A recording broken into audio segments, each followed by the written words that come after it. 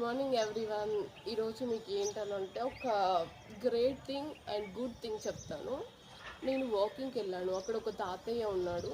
ఆ తాతయ్యకి కంప్లీట్గా ఇంకా కాళ్ళ నొప్పులు, షుగర్, బీపీ, నడుము నొప్పి ఇవన్నీ వచ్చేస్తాయి ఒక ఏజ్ వచ్చేసిన తర్వాత. సో ఆ తాతయ్య ఏమన్నాడంటే, నేను ఎటు వస్తున్నారని నార్మల్గా అడిగాడు. నేను ఇట్లా యోగా చేసేసి వస్తున్నాను అనేసి చెప్పాను.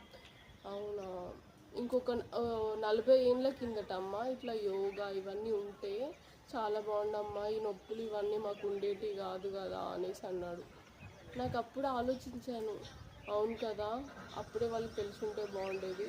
తెలిసినా కూడా అంత అవగాహన లేదు. ఇప్పుడు వచ్చిన అవగాహన యోగా మీద అంతకుముందు లేకుండే. సో ఇప్పుడున్న వాళ్ళు ఏదైతే 50 ఉన్నారు, 40 ఉన్నారు, 30 ఉన్నారు, 10, 20 ఏ ఏజ్ అయినా ఉండని రోజు చేయండి.